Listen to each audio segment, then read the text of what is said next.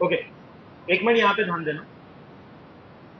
Lesson का नाम है रोटेशनल डायनेमिक्स। याद रखना, ये लेसन हमारा दो हिस्सों में डिवाइडेड है। सबसे फर्स्ट है तुम्हारा सर्कुलर मोशन एंड दूसरा है तुम्हारा रोटेशनल मोशन। टॉपिक का नाम ही है रोटेशनल, लेकिन हम लोग फिलहाल रोटेशनल मोशन के बारे में बात अभी फिलहाल नहीं कर रहे। हम सिर्फ और सिर्फ सर्कुलर मोशन से रिलेटेड बात करेंगे। जो जो सीटी के लेक्चर्स बैठे हैं उनको पता होगा कि सर्कुलर मोशन क्या है। जो नहीं बैठे हैं एक बार वापस समझ, what is circular motion. Circular motion का मतलब क्या होगा? क्या यहाँ पर पार्टिकल मोशन कर रहा है? यस, बट ये मोशन कैसे रहेगा पता है? Along the circumference of the circle. मतलब अगर कोई भी पार्टिकल है, ठीक है, अगर वो गोल गोल घूमे जा रहा है तो उसका मोशन कैसे रहेगा? Along the circumference of circle. अब ऐसे मोशन को तुम कहोगे सर्कुलर मोशन। जैसे motion of earth around the sun, क्या ये एक सर्कुलर मोशन है? Yes. Motion of satellite around the earth, क्या ये एक सर्कुलर मोशन है? Yes. Motion of electron around the nucleus, क्या ये सर्कुलर मोशन है? यस। अब देखो, सर्कुलर और रोटेशनल मोशन में फर्क क्या है? सपोज करो, अ, अगर सपोज ये एक सर्कल है और ये बीच में एक एक्सिस है।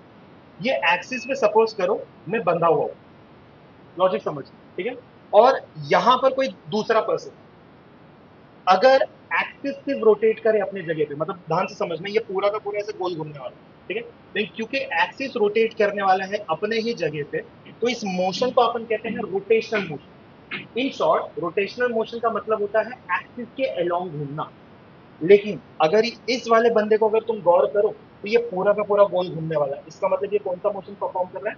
Circular motion. तो फिलहाल हम बात करें सर्कुलर मोशन। तो सर्कुलर मोशन मतलब सर्कमफ्रेंस ऑफ सर्कल के अराउंड गोल गोल घूमना। आई होप तुम्हें ये चीज समझाओगे। नाउ नेक्स्ट, कैरेक्टरिस्टिक्स क्या है भाई? ये दो चीज के बारे में ध्यान रखो। सबसे फर्स्ट कैरेक्टरिस्टिक्स है, it is an accelerated motion. अरे एक्सेलरेटेड मोशन का मतलब क्या होता है? ऐसा मोशन जो बार बार एक्सेलरेशन में है। फॉर एग्जाम्पल, इमेजिन करो एक पेंडुलम है मेरे पास। जस्ट इमेजिन एक पेंडुलम है, वो पेंडुलम को मैंने इस तरह से लटका के रखा। क्या तुम देख के बोल सकते हो ये सर्कुलर मोशन है? बोलोगे सर आपने कहा सर्कुलर मोशन किया। मतलब सर्कुलर मोशन के लिए इसको मुझे क्या करना पड़ेगा? लगातार गोल घुमाना पड़ेगा। मतलब इसके अंदर एक एक्सेलरेटेड मोशन डालना पड़ेगा।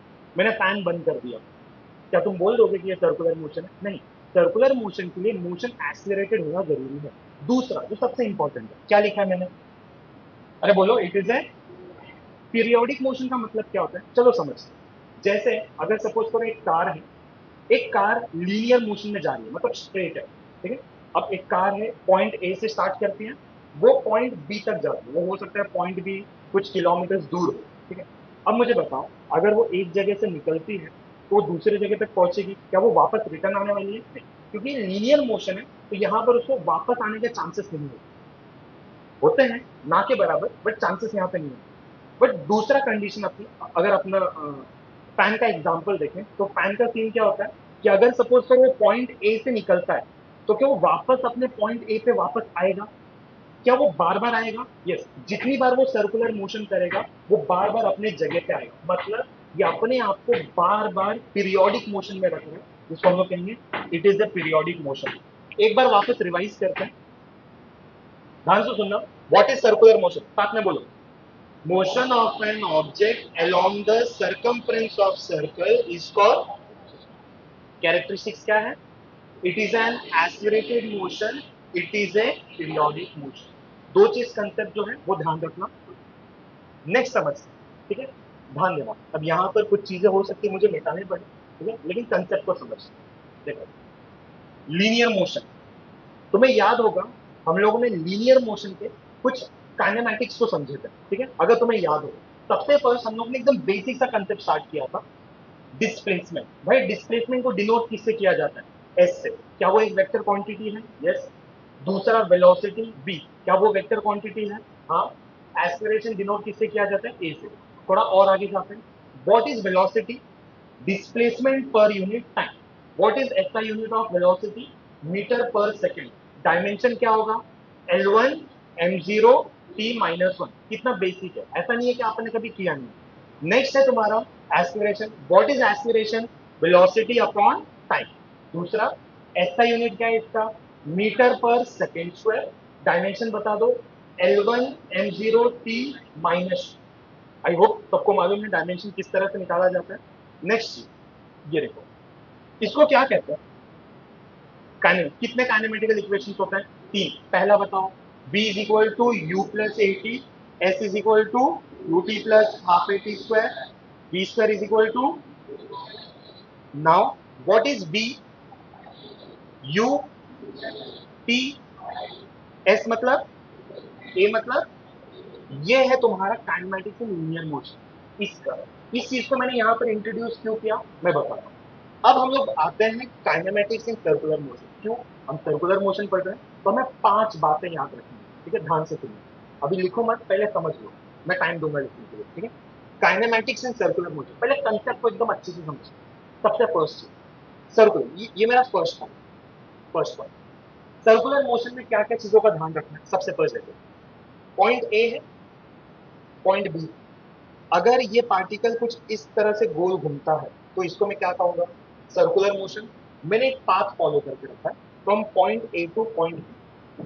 पॉइंट ए से सेंटर तक का जो रेडियस है उसको मैं रेडियस वेक्टर कहूंगा। सेम इधर भी, मतलब मैं कोई भी जगह पे जाऊं रेडियस वेक्टर तो सेम ही रहने वाला है, ठीक है? अब मैंने क्या किया, मैं सिर्फ ए से बी तक जाने वाला हूं। अगर मैं ए से बी तक जा रहा हूं तो उसने कुछ ना कुछ एंगल कवर किया, क्या उसने पूरा एंगल कवर किया? तो मैंने क्या किया, एक छोटा सा एंगल लिया और ये एंगल को मैंने बोला है डेल्टा थीटा। क्या बोला बताओ? पूरा किया रहता तो थीटा, तो छोटा सा है तो डेल्टा थीटा। ओके, अब मुझे एक बात बताओ, क्या तुम्हारे पास कोई ऐसा स्केल है कि तुम ये वाला डिस्प्लेसमेंट कैलकुलेट कर पाओ? नहीं, कोई ऐसा स्केल तो है नहीं कि तुम एकदम कर्व वाला जो पाथ रहेगा उसको तुम मेजर कर पाओ। तो उसके लिए तुम क्या करोगे पता है? जब भी आप सर्कुलर मोशन करते हो तो सर्कुलर मोशन में लीनियर डिस्प्लेसमेंट काम नहीं आता। अगर मैं यहां से यहां तक भाग रहा हूं और मेरा किसी ने पूछा सर आपका डिस्प्लेसमेंट कितना हुआ है, तो मैं 2 पोजीशन फाइंड आउट करूंगा, मैं इनिशियली कहाँ हूँ, फाइनल पे कहाँ हूँ। तो फाइनल माइनस इनिशियल मेरा डिस्प्लेसमेंट दे देगा, और डिस्प्लेसमेंट स्ट्रेट रहता है, लीनियर डिस्प्लेसमेंट। लेकिन एंगुलर डिस्प्लेसमेंट का सीन अलग है, ये चीजें ना गोल घूमती है। तो यहां पर डिस्प्लेसमेंट एक कर्व पाथ में बनेगा, लेकिन मैं यहां पर एक एंगल के बेसिस में देखूंगा, डेल्टा थीटा बोलते हैं। तो सबसे फर्स्ट है, हम किसके बारे में पढ़ रहे हैं? डिनोट किससे कर रहे हैं? विच इज इक्वल टू, बोलो बोलो, arc upon radius. What is arc? ये जितना आर्क बना रहा है, पूरा आर्क कितना रहेगा? एस। तो छोटा सा आर्क क्या रहेगा? Delta S. वही लिखा देखो, अपॉन, डायरेक्टली बताओ, what is angular displacement? Arc upon radius, it is the ratio of arc by radius. कौन सा क्वांटिटी है? तो यहां पर आएगा एक वेक्टर क्वांटिटी, जहां पे मैंने डालना भूल गया तुम डाल देना, ठीक है? It is the vector quantity. दूसरा, ऐसा यूनिट क्या रहेगा? क्यों भाई? थीटा है ना, तो इसका यूनिट क्या रहेगा? रेडियन। डायमेंशन क्या होता है इसका? कुछ भी नहीं, डायमेंशनलेस क्वांटिटी होता है। किसकी बात कर रहा हूं मैं? Angular displacement. First point clear है। सेकेंड पॉइंट क्या रहेगा भाई? सेकेंड पॉइंट देखो भाई क्या लिखा है, एंगुलर वेलोसिटी। हमें पता है what is angular velocity, denote किससे करेंगे? ओमेगा से। कौन सा क्वांटिटी है? Vector quantity. फॉर्मूला याद रखो, angular velocity is equal to what? Angular displacement per unit time. Okay, omega vector तो आएगा ही, ठीक है? अब यहां पर तुम्हें छोटा सा बात करना है, एंगुलर डिस्प्लेसमेंट मतलब delta theta by delta T. अरे हाँ या ना? अगर तुमने मेरा एंट्रेंस के लेक्चर्स में बैठे हो तो तुम्हें पता होगा कि मैंने यहाँ पे टाइम का कुछ लिमिट डाला था। अब अगर किसी को नहीं पता है, एक बार मैं वापस बता दूं, ध्यान से। सपोज करो पॉइंट ए है, ध्यान से समझना जो मैं बता रहा हूं, पॉइंट ए से मुझे पॉइंट बी तक जाना है। लॉजिक समझना, अगर मान लो मेरी वेलोसिटी तकरीबन यहां पर या फिर मेरा पोजीशन यहां पर है 2 मीटर, यहां पर पोजीशन है मेरा 4 मीटर, फ्रॉम 2 सेकेंड से लेकर 6 सेकेंड तक सपोज कर। और मेरे को किसी ने पूछा सर डिस्प्लेसमेंट बताओ। डिस्प्लेसमेंट का बेसिक सा मतलब क्या होता है? Change in position. अगर आपने पोजीशन चेंज किया मतलब आप डिस्प्लेस हो गए। तो पोजीशन फाइनल क्या है मेरा? इनिशियल क्या है मेरा? तो 4 - 2 मतलब कितना मीटर का डिस्प्लेसमेंट हुआ? 2 मीटर। अलोंग कौन सा एक्सिस? X axis. अरे दिख रहा है ना साफ साफ। अगर उल्टा होता तो तुम बोल देते कि हाँ सर ये वाला एक्सिस में हुआ, बट दिख गया। लॉजिक समझना। बट अगर मैं एक वेलोसिटी के बारे में बात करूं, तुम्हें पता है वेलोसिटी का मतलब क्या होता है? What is velocity? Change in. अच्छा मुझे बताओ, अगर कोई ऑब्जेक्ट डिस्प्लेस हो रहा है तो फिर टाइम वही रहेगा, टाइम भी तो चेंज होगा ना। तो मैं कह रहा हूं अब मुझे यही दो जगह पे वेलोसिटी फाइंड आउट करना, ध्यान से सुनना। अब क्वेश्चन है सर यहां से यहां तक आपका वेलोसिटी कितना हुआ आपको बस बताना। तो मैंने क्या किया, वेलोसिटी को देखना स्टार्ट किया, v2 माइनस v1 मतलब फाइनल माइनस इनिशियल, लेकिन टाइम तो कांस्टेंट नहीं रहेगा ना, टाइम भी तो हो सकता है जहां पर वेलोसिटी v2 था वहां पे कुछ टाइम है, और जहां पे वेलोसिटी v1 था वहां पे कुछ टाइम है। मतलब अगर वेलोसिटी चेंज हो रही है तो डिस्प्लेसमेंट भी क्या होगा, चेंज होगा। अच्छा ये वेलोसिटी नहीं, ये एस्पिरेशन बनता है, ठीक है। What is aspiration, change in velocity पर यूनिट टाइम। तो ये चीज का तुम्हें ध्यान रखना, मैं ये समझा रहा हूँ टाइम भी काफी ज्यादा मैटर करता है। अगर टाइम नहीं चेंज हो रहा है तो ये चीज कैसे चेंज हो रहा है, और अगर ये चीज चेंज हो रहा है तो टाइम क्यों नहीं चेंज हो रहा है, ये चीज का तुम्हें ध्यान रखना, ठीक है। अब ना दो चीजें थी, अगर तुम्हें याद हो तो हम लोग ने एक टर्म पढ़ा था, इंस्टेंटेनियस वेलोसिटी। कुछ याद आ रहा है क्या तुम्हें? इंस्टेंट मतलब क्या, डायरेक्ट उसी जगह पे। किसी भी वजह से क्या पॉसिबल है, अगर मैंने बोला कि मुझे गाड़ी के वेलोसिटी निकाल के बताओ, जैसे एक एग्जांपल देता हूँ, जो नए स्टूडेंट्स हैं उनके लिए एक एग्जांपल देता हूँ, सुनो। ये वही बेसिक सा एग्जांपल, ये जो बड़ा सा हमारा कॉरिडोर है, जस्ट इमेजिन ये 1 किलोमीटर है, मतलब हमारे पास इस जगह का डिस्टेंस पड़ा हुआ है। होता क्या है, गाड़ी एकदम स्टार्टिंग वाले पॉइंट पे है, तो गाड़ी वहां से चलना स्टार्ट करती है, ठीक है, मतलब उसका पोजीशन है 0। अब वो भागती है एकदम तेजी से, भागती है और आगे तक जाती है फाइनल जगह पे, और उसका पोजीशन लास्ट वाला पोजीशन क्या है, 1 किलोमीटर, मतलब समझा ना, ये पूरा रास्ता कितने किलोमीटर का है, 1 किलोमीटर। अब मेरे को किसी ने बोला सर क्या आप गाड़ी का वेलोसिटी बता सकते हो इस गाड़ी का, मैंने बोला हाँ ठीक है मैं करता हूँ। तो मैंने क्या देखा, वो मेरे नजरों के सामने है ना गाड़ी, तो मैं स्टार्टिंग वाला पॉइंट देख पा रहा हूँ और एंडिंग वाला जो पॉइंट है वो देख पा रहा हूँ। क्वेश्चन है कि वेलोसिटी क्या होगा, मैंने टाइमर लगाया, मैंने देखा जब गाड़ी रेस्ट पे थी तो उसका टाइम कितना था, 0 सेकेंड। गाड़ी वहां से एकदम एंडिंग पे गई तो मैंने देखा टाइम हो गया तकरीबन 10 सेकेंड। सपोज करें क्वेश्चन क्या था, गाड़ी का वेलोसिटी फाइंड आउट करना है। What is velocity, displacement upon time. तो गाड़ी डिस्प्लेस यहां से यहां तक कितना हुआ, 1 किलोमीटर, टाइम कितना लगा, 10 सेकेंड। अब किलोमीटर मतलब कितना मीटर, 1000, तो 1000 मीटर डिवाइडेड बाय कितना सेकेंड, 10 सेकेंड। ये 0 से 0 गया, मतलब वो कितना मीटर पर सेकेंड वेलोसिटी से जा रही है, 100 मीटर पर सेकेंड। अब इधर का दिक्कत क्या पता है, सॉरी इधर का एक अच्छी बात क्या पता है, मुझे स्टार्टिंग और एंडिंग पॉइंट पता है। अब अचानक से क्या होता है, हम इस क्लासरूम में बैठे हैं, हाँ जी समझना, हम इस क्लासरूम में बैठे हैं, अचानक से गाड़ी रफ्तार में हमारे डोर के सामने से निकलती है, अचानक से रोड के सामने से डायरेक्टली वो गाड़ी निकलती है, और मेरे से एक बंदा सवाल पूछता है सर अब इस गाड़ी का वेलोसिटी बताओ। क्या मैं बता पाऊंगा, प्रॉब्लम क्या हुआ, ना मैं स्टार्टिंग देख पा रहा हूँ ना मैं एंडिंग देख पा रहा हूँ, लेकिन फिर भी मुझे वेलोसिटी निकालना है। मैं क्या करूंगा बता, मेरे नजर में क्या दिख रहा है फिलहाल, सिर्फ ये डोर, लॉजिक समझ। अब ये डोर का ये जो डिस्टेंस है ना, इसको अपन कहते हैं इंस्टेंटेनियस डिस्टेंस, लॉजिक समझना। और यहां पर जो वेलोसिटी में निकालूंगा that will be instantaneous velocity. अब इंस्टेंट का मतलब उसी टाइम पे, अगर मेरे को किसी ने पूछा सर क्या आप 2 सेकेंड पे गाड़ी की वेलोसिटी कितनी है क्या आप बता सकते हो, तो मुझे क्या करना पड़ेगा, यहाँ पर टाइम को बहुत छोटा करना पड़ेगा, रफली इक्वल टू 0, ठीक है। मतलब मुझे ये डोर का जो टाइम है ना इसको काफी ज्यादा छोटा करना पड़ेगा, तो मैं यहां पे लिखूंगा delta t tends to what, 0। क्या वो 0 होगा, मैं 0 तक बस उसको पहुंचाने की कोशिश कर रहा हूं, और ये चीज होगा omega is equal to d theta by d t. आगे बोलते हैं, कौन सा क्वांटिटी है, ऐसा यूनिट क्या होगा, इसका रेडियन है, इसका क्या होगा सेकंड। डायमेंशन क्या होगा, डायमेंशन लेस, अरे नहीं, रेडियन का डायमेंशन लेस है बट टाइम का क्या है, सेकंड, मतलब टी इनवर्स, देखो मैंने लिखा है T raise to minus 1, L0 M0 तो होगा। तीसरा पॉइंट, ये सेकंड पॉइंट है, तीसरा पॉइंट, व्हाट इज तीसरा point, angular acceleration. Angular acceleration को डिनोट किससे किया जा रहा है, अल्फा, ठीक है। What is alpha, angular acceleration which is given by change in angular velocity divided by time. Same चीज alpha will be equal to delta omega by delta T.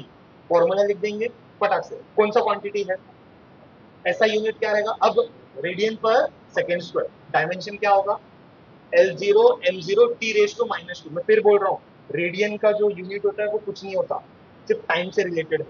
तो first point, second point, third point अच्छे से समझो। अब सबसे important मुझे बताओ, अगर कोई ऑब्जेक्ट डिस्प्लेस करे, अगर मैं यहां से वहां तक डिस्प्लेस करूंगा तो मेरा डिस्प्लेसमेंट का डायरेक्शन बताओ ना, कहां से कहां दिखेगा, एरो कहां पे बनाओगे, ऐसे, मैं इसी जगह पे भागे जा रहा हूँ, मतलब मैं अपने वेलोसिटी डिस्प्लेसमेंट को चेंज कर रहा हूँ, तो मतलब वेलोसिटी में फर्क आएगा, उसका डायरेक्शन कहाँ रहेगा, डिपेंड करेगा कि मैं इधर चेंज कर रहा हूँ कि इधर। मतलब लीनियर चीजों का डिस्प्लेसमेंट, वेलोसिटी एंड डायरेक्शन बताना काफी आसान है, अरे हाँ या ना। बट अगर कोई चीज गोल घूमे तो फंस है। अगर कोई चीज सर्कुलर मोशन में है तो सर्कुलर मोशन में डिस्प्लेसमेंट, उसका वेलोसिटी और उसका एक्सेलरेशन बताना थोड़ा सा मुश्किल है, बट इतना भी मुश्किल नहीं है। हम स्ट्रेट फॉरवर्ड एक चीज समझते हैं, ध्यान देना है। सबसे फर्स्ट मतलब ये फोर्थ पॉइंट है हमारा, फोर्थ पॉइंट में क्या है ध्यान दो, एकदम अच्छे से समझो। ये स्टाइलस को ध्यान दो, ये जो स्टाइलस है वो एक तरह का प्रिंसिपल एक्सिस है, राइट। और कोई एक पार्टिकल है जो इस तरह से गोल घूमने वाला है। अब देखो सर्कुलर मोशन का एक थीम क्या रहता है, वो मोशन क्लॉकवाइज करेगा या फिर एंटी क्लॉकवाइज करेगा। क्लॉकवाइज समझते हैं, ठीक है, घड़ी जैसे चलती है वो क्लॉकवाइज, अगर उल्टा गया तो एंटी क्लॉकवाइज। सर्कुलर मोशन सिर्फ ऐसे नहीं हो सकता, वो ऐसे भी हो सकता है, तुम समझ रहे हो, मतलब ऐसे भी, पीछे भी, ऊपर भी, फिर नीचे भी, बट उसका डायरेक्शन तुम्हें ध्यान देना। अब देखो, अगर कोई पार्टिकल यहां से घूमते घूमते यहां पे जाता है, मुझे बताओ डिस्प्लेसमेंट कैसे चेंज हो रहा है, ऐसे, लॉजिक समझना, ऐसे। अब होगा क्या, ध्यान से सुनो, ये प्रिंसिपल एक्सिस है। मैंने देखा कि एंगल जो है ना वो ऐसे बदल रहा, नहीं कि ऐसे। तो अगर ऐसे बदलेगा ना तो राइट हैंड थंब रूल से इसका डायरेक्शन दे सकते हो। देखो क्या लिखा है, direction of theta omega and alpha are given by right hand thumb rule. Right hand thumb rule क्या है, याद है, ठीक है। करंट का एग्जांपल तुम्हें याद है, अगर ये डायरेक्शन ऑफ करंट है तो अगर मैं ऐसे पकड़ूं इसको तो अंगूठा क्या बताता है, डायरेक्शन ऑफ करंट, और ये मैग्नेटिक फील्ड का डायरेक्शन। सेम चीज इसका भी है। तो इसमें क्या होगा, आपको बस अंदाजा लगाना है या फिर पता करना है कि डिस्प्लेसमेंट कौन से जगह पे होगा। सपोज करो ये ऐसे घूम रहा है, तो ये मेरा जो कर्ल फिंगर रहेगा वो भी उस डायरेक्शन में रहेगा, लॉजिक समझना। तो ये जो कर्ल फिंगर है वो क्या बताएगा, डायरेक्शन, मतलब देखो ये कर्ल बता रहा है थीटा कहाँ पे चेंज हो रहा है, ओमेगा कहाँ चेंज हो रहा है, अल्फा कहाँ चेंज हो रहा है, और उसका डायरेक्शन कहाँ रहेगा पता है, ये मेरा अंगूठे का डायरेक्शन। मतलब अगर कोई चीज ऐसे घूम रही है, ध्यान से समझना, अगर कोई चीज ऐसे घूम रही है तो थीटा का डायरेक्शन क्या रहेगा, ऊपर। तो ये डायरेक्शन होगा थीटा का, या फिर यही डायरेक्शन होगा ओमेगा का, यही डायरेक्शन होगा अल्फा का। बट व्हाट इफ सर्कल ऐसे ना घूमकर उल्टा घूमने लग गए, क्या करूंगा मैं, अपने हाथ को कैसे रखूंगा, उल्टा। तो अब डायरेक्शन क्या हो जाएगा, डाउनवर्ड की तरफ, मतलब ये जो तीनों है वो अब नीचे चले जाएगा। जरूरी नहीं कि सिर्फ ऊपर या नीचे की बात हो, वो हो सकता है कि तुम्हारे सामने गोल गोल घूमे। अगर सामने गोल घूमेगा तो तुम्हें इस तरह से पकड़ना है, पीछे घूमेगा तो कुछ इस तरह से। तो ये जो अंगूठा का डायरेक्शन रहेगा वही चीज तुम्हारा ये बता। आई होप तुम्हें समझ में आ रहा है। चौथा पॉइंट क्या है बताओ, अरे बोलो। Theta omega and alpha are given by, एक बेसिक सा कंसेप्ट जो मैंने लिखा है, क्या ये सही है। अगर ओमेगा इंक्रीज हुआ तो मतलब क्या इंक्रीज हुआ, वेलोसिटी को बार बार चेंज करो तो क्या एस्पिरेशन में चेंज आएगा, वेलोसिटी को कम करो तो क्या एस्पिरेशन में चेंज आएगा। ये सेम चीज तो लिखा है मैंने, राइट। चार पॉइंट क्लियर है, पांचवे पॉइंट पे जाते हैं। क्या लिखा है भाई, फटाक से बताओ। Angular displacement, angular velocity and angular acceleration is what, analogous, मतलब सेम है to linear displacement, linear velocity and linear acceleration. दोनों में बस एक ही फर्क है, एक चीज लीनियर जाता है, एक चीज एंगुलर चलेगा। मुझे बताओ, काइनेमेटिक्स इक्वेशन याद है, पहला क्या था, b is equal to u plus a t. इसमें क्या होगा, b की जगह क्या लिखोगे, ओमेगा, u की जगह क्या लिखोगे, omega nought. What is omega, final angular velocity. What is omega nought, initial angular velocity plus a t था ना। तो ए मतलब अल्फा, टी मतलब टाइम, लॉजिक समझा। दूसरा क्या था, s is equal to u t plus half a t square, s की जगह ओमेगा टी, ओमेगा टी नहीं sorry, omega nought t plus half alpha t square. तीसरा क्या आएगा, v square is equal to u square plus two a s, मतलब omega square equal to omega not square plus two alpha t square. Same ही है ना चीजें, ठीक है। तो ये कंडीशन याद रखना, ये है तुम्हारा kinematical equation in circular motion. I hope तुम्हें ये सारी चीजें समझ में आ रहा है। तो टोटल 5 पॉइंट है, एक बार फटाक से रिवाइज करते हैं क्या क्या आपने पढ़ा।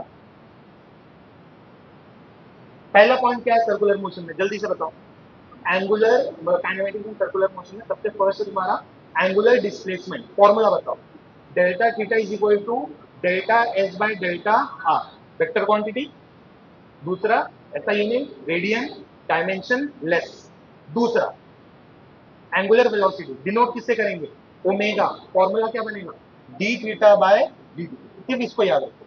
कौन सा क्वांटिटी, वेक्टर, ऐसा unit, radian per second, dimension क्या रहेगा, टी इनवर्स, बस इतना है, ये दोनों जीरो है ना तो टी इनवर्स चलेगा।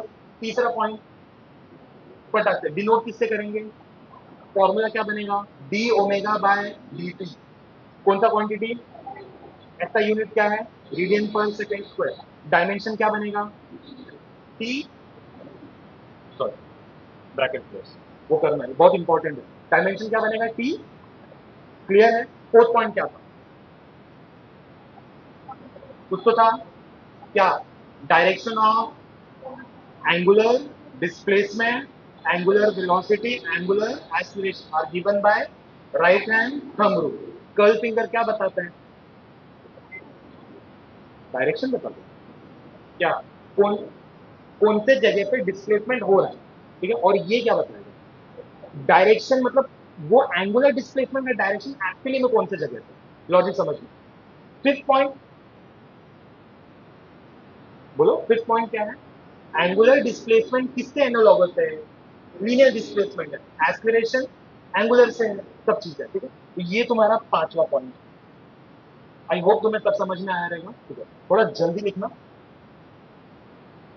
ये हुआ है, इसके पहले ये हो गया, जल्दी करो,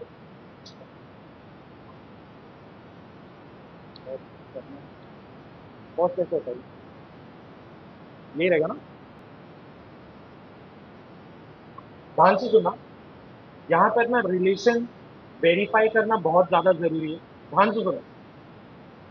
देखो, अब तक हम लोगों ने सिर्फ सर्कुलर मोशन को समझा, थोड़ा सा आगे जाते हैं, सर्कुलर मोशन में ही दो चीज और है, uniform circular motion, uniform circular motion, तुम्हें क्या लग रहा है what is uniform circular motion, एक सिंपल सा चीज याद रखना, एक बार पढ़ो जरा क्या लिखा है, मोशन ऑफ, वेट वेट वापस बोलो, motion of an object along the circumference of circle with, ये टर्म याद रखना, यूनिफॉर्म सर्कुलर मोशन में ऑब्जेक्ट सर्कुलर मोशन में रहेगा along the circumference of circle but with constant, तो नॉन यूनिफॉर्म के बारे में क्या कहोगे, उसका स्पीड कांस्टेंट नहीं रहेगा थ्रू आउट द जर्नी, सीधी सी बात है।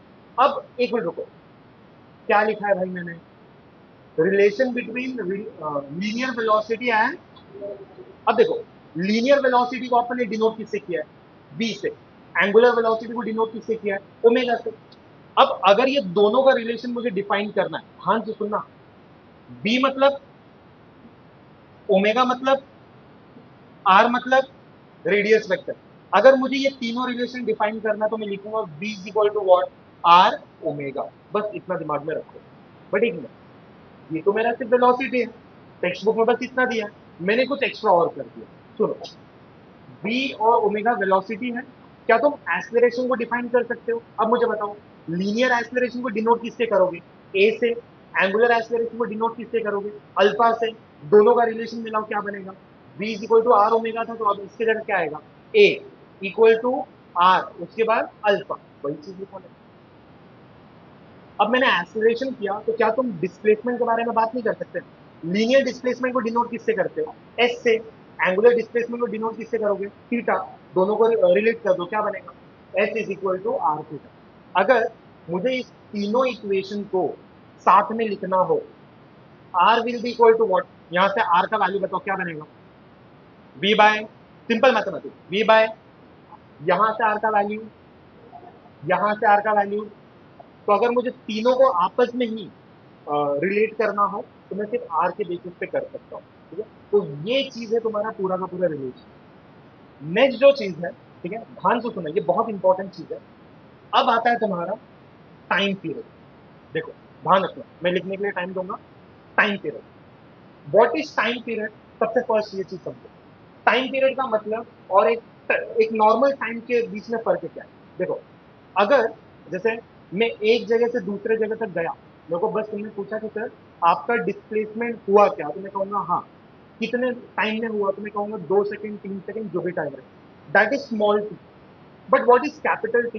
कैपिटल टी मतलब टाइम पीरियड, और यहां पर ऑब्जेक्ट अपना पूरा एक चक्कर लगाकर अपने जगह पे वापस जब आएगा तो उस एक टाइम को अपन टाइम पीरियड कहते हैं। फॉर एग्जाम्पल, हमारा अर्थ का टाइम पीरियड सन के अराउंड कितना है? 365 डेज। देखो यहां पर मैंने टाइम पीरियड क्यों बोला पता है? क्योंकि वो अपने जगह से शुरुआत होकर अपने जगह पर वापस आता है। अलग रेफरेंस से देखो तो ऐसा कुछ होता नहीं है, बट हम लोग ऐसे अज्यूम कर रहे हैं वो अपने जगह से शुरुआत होकर अगर अपने जगह पे वापस आ रहा है तो उसको कहेंगे वन टाइम पीरियड। लॉजिक समझ लो। अब देखो, इधर देखो, मुझे अगर टाइम पीरियड को रिलेट करना हो तो मैं क्या करूंगा? एक बेसिक सा फॉर्मूला यूज करता हूँ। फॉर्मूला देखो, सबसे फर्स्ट क्या है? v is equal to h by t. What is v? Linear velocity. What is h? Linear displacement. What is t? Time.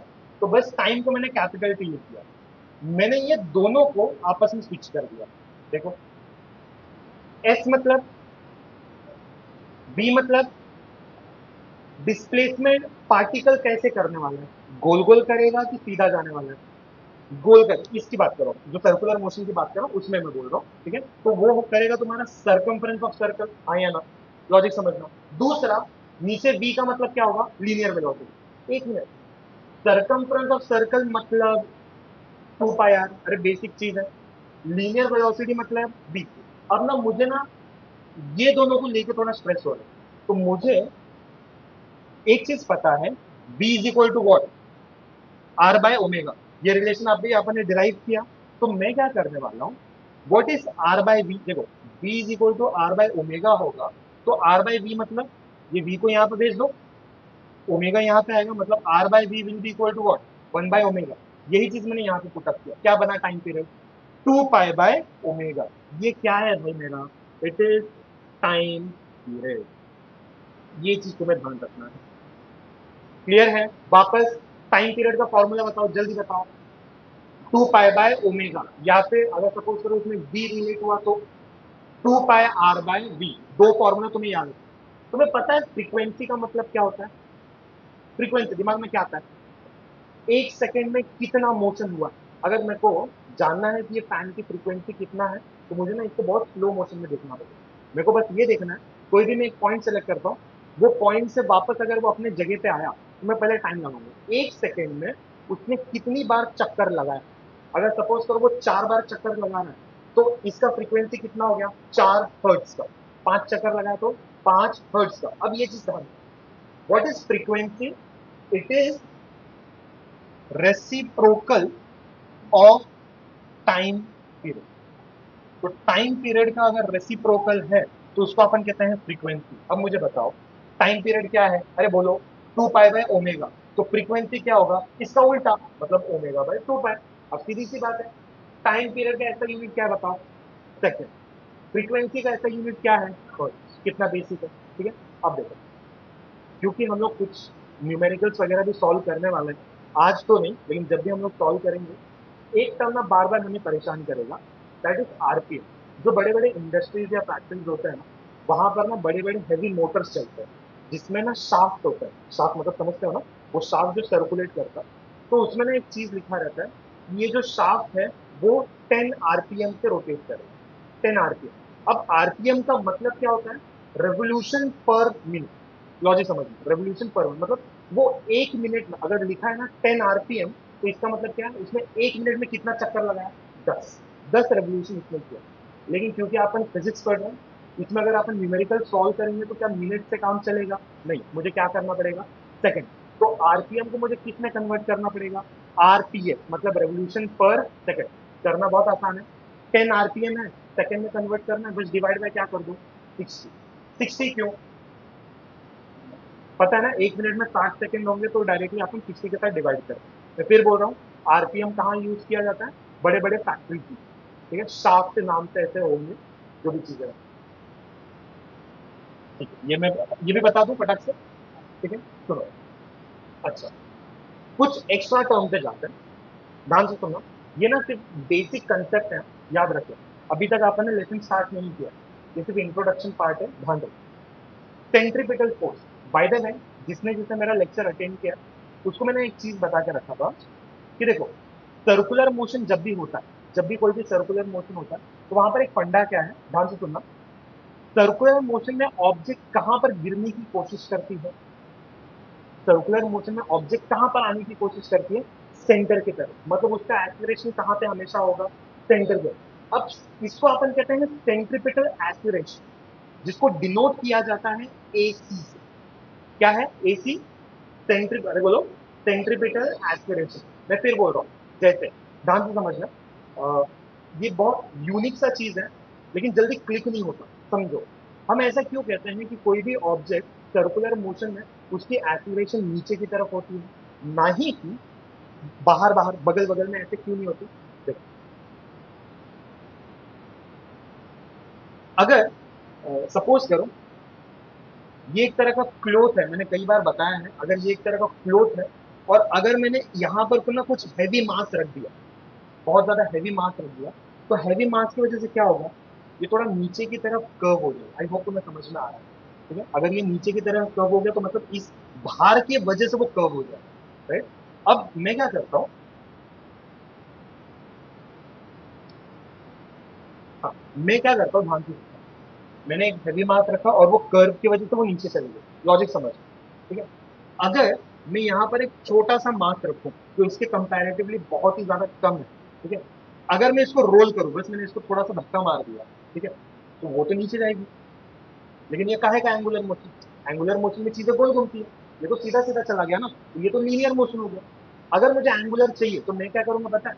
मैं इसको धक्का जरूर मारूंगा, लेकिन सीधा के बजाय ऐसे थोड़ा कर्व में। आई होप तुम्हें समझ में आ रहा है। ठीक है? तो जब ये गोल घूमेगा तो इसका पाथ देखो कैसा है, ऐसे करते करते करते करते वो नीचे की तरफ आएगा। मतलब इसका जो एक्सीलरेशन रहेगा वो हमेशा कहां पर फॉलो करने की कोशिश करेगा? Towards the centre of circle. Logic समझ, मत इसको अपन कहते हैं सेंट्रीपिटल एक्सीलरेशन। देखो, सेंट्रीपिटल नाम समझना, सेंट्रीपिटल कहीं पर भी एक्टिवेट नहीं होता। सेंट्रीपिटल एक्टिवेट वहीं पर होगा जहां पे सर्कुलर मोशन है। फैन सर्कुलर मोशन कर रहा है ना, तो मतलब यहाँ पे सेंट्रीपिटल एक्ट होगा। अगर मैं सिर्फ एक्सीलरेशन के बारे में बात करूं तो उसको अपन कहते हैं सेंट्रीपिटल एक्सीलरेशन। सेंट्रीपिटल एक्सीलरेशन का 3 फॉर्मूला याद रखना। पहला, बोलो, अरे बोलो, बी स्क्वायर बाय आर। दूसरा, ओमेगा स्क्वायर आर। तीसरा, कैपिटल आर मतलब किसका रेडियस? उस सर्कल का। अच्छा, यहाँ पर कैपिटल आर की जगह स्मॉल आर भी कहीं कहीं पे लिखा जाता है, तो कंफ्यूज मत होना कि सर ये कहाँ से आया। तो वो चीज अपन देखें। अच्छा, एक्सीलरेशन का डायरेक्शन कहाँ रहेगा? Towards the centre of circle. ये एक्सीलरेशन की बात कर रहा हूँ। सेंट्रीपिटल फोर्स का डायरेक्शन फिर कहां पर है? न्यूटन ने एक चीज बताया था। न्यूटन का क्या कहना था कि जिस जगह पे एक्सीलरेशन होगा उसी जगह पे क्या होगा? फोर्स। अब सीधी सी बात है, अगर कोई मैं बॉक्स को धक्का मार रहा हूं तो फोर्स का डायरेक्शन क्या है? उधर। तो एक्सीलरेशन कहाँ होगा? पीछे। एक्सीलरेशन तो उसी डायरेक्शन में होगा। जहां पे फोर्स वहां पे एक्सीलरेशन, जहां पे एक्सीलरेशन वहीं पे फोर्स। सीधी सी बात है। तो अगर acceleration towards the centre of circle है तो सेंट्रीपिटल फोर्स कहां पे रहेगा? Towards the centre of circle. Force का फॉर्मूला क्या है? Mass into acceleration. कौन सा एक्सीलरेशन भाई? Centripetal acceleration. तो mass into centripetal acceleration. Centripetal acceleration कितना फॉर्मूला है? 3। हर जगह बस मैंने m के साथ मल्टीप्लाई कर दिया। देखो, अगर मैंने सिर्फ सेंट्रीपिटल एक्सीलरेशन बोला तो ये फॉर्मूला, अगर मैंने सेंट्रीपिटल फोर्स बोला तो तुम्हें ये फॉर्मूला याद रखना है। एक मिनट आगे समझते हैं। ये क्या है भाई? ऐसा यूनिट न्यूटन क्यों? फोर्स है इसलिए। डायमेंशन क्या होगा? जो फोर्स का होगा, यानी L1 M1 T-2। ये चीज याद रखो। एक मिनट रुको। अब सबसे इंपॉर्टेंट चीज, मैंने तुम्हें क्या बोला? सेंट्रीपिटल फोर्स कहां पे एक्टिवेट होता है? Towards the centre of circle. लेकिन देखो, अब जैसा भी मैं इस तरह से खड़ा हूं, नॉर्मल फोर्स कहां पे एक्टिवेटेड है? नॉर्मल ऊपर, मेरे बॉडी के ऊपर। एनजी कहां पे एक्टिवेटेड है? नीचे। एन को बैलेंस किसने किया? बात खत्म हो गई। सीधी सी बात है ना। बट थोड़ा अलग कंडीशन पे जाते हैं, सर्कुलर मोशन। अब सर्कुलर मोशन में चीजें थोड़ी सी डिफरेंट होती है। अब जस्ट इमेजिन करो, मेरी गो राउंड पता है? ठीक है, जस्ट इमेजिन यहाँ पर ना वो मेरी गो राउंड जो है ना, वो गेम चल रहा है। जस्ट इमेजिन, ठीक है, बीच में वो पोल है। वो पोल से मैं बस जाके खड़ा हुआ, ठीक है, जस्ट एज इट इज जैसे मैं खड़ा हूँ, और एकदम कॉर्नर पे, कॉर्नर मतलब एकदम थोड़ा दूर पे वहां पर कोई बंदा खड़ा। लॉजिक समझना, ठीक है, कंसेप्ट समझने की कोशिश करो। बीच में मैं हूं और मैं उस बंदे को देख रहा हूं। तो मैंने देखा कि वो मेरे आसपास से एक सर्कुलर मोशन में जा रहा है। तो मेरा कंसेप्ट कितना क्लियर रहेगा? मेरा कंसेप्ट ऐसा बोल रहा है कि यार हाँ ये बंदा ना एक सर्कुलर मोशन में घूम रहा है, तो सर ने क्या बताया था, सेंट्रीपिटल फोर्स, तो हाँ centripetal force towards the centre of circle काम करेगा, मतलब मुझे क्या दिखाई देगा कि ये जो है इसका जो फोर्स है वो टुवर्ड्स मेरे तरफ रहेगा। तो कितना सिंपल सा कंसेप्ट है, हाँ जो है वो है, राइट। लेकिन भाई तुम उस आदमी से जाके पूछो जो एकदम कॉर्नर पे खड़ा है। अगर तुम उसके जगह पे जाके खड़े रहो और पूछो तुझे फोर्स कहाँ पे महसूस हो रहा है, तो वो क्या कहेगा पता है, बाहर। वो बोलेगा यार मुझे ऐसा फील हो रहा है कि अगर मैं यहाँ से थोड़ा सा भी मैंने अपने बॉडी को इम्बैलेंस किया तो मैं डायरेक्टली बाहर की ओर गिरूंगा। लॉजिक समझ। अब देखो, सेंट्रीपिटल फोर्स ना एक रियल फोर्स है जो दिखाता है कि हाँ भाई ये काम अंदर की ओर कर रहा है। बट सेंट्रीफ्यूगल फोर्स में तब एक्टिवेट होता है जब सेंट्रीपिटल फोर्स, जो सेंट्रीपिटल फोर्स जो रहेगा वो काम करना बंद कर देगा। मतलब सेंट्रीफ्यूगल फोर्स सर्कल के बाहर काम करेगा। लॉजिक समझो, फैन गोल घूम रहा है, सेंट्रीपिटल फोर्स, लेकिन अगर जैसे मैंने इसके ब्लेड को टेढ़े मेढ़े कर दिए, क्या ये सर्कुलर मोशन में होगा? कौन आ गया पिक्चर में? Centrifugal force. इन शॉर्ट, जब तक सेंट्रीपिटल फोर्स रहेगा तब तक सर्कुलर मोशन होगा, और जैसे ही सेंट्रीफ्यूगल फोर्स जीतने लगेगा, सेंट्रीपिटल फोर्स हार जाएगा और वहां पे चीजें सर्कुलर मोशन में नहीं घूमेंगे। क्या सेंट्रीफ्यूगल फोर्स वाकई में होता है?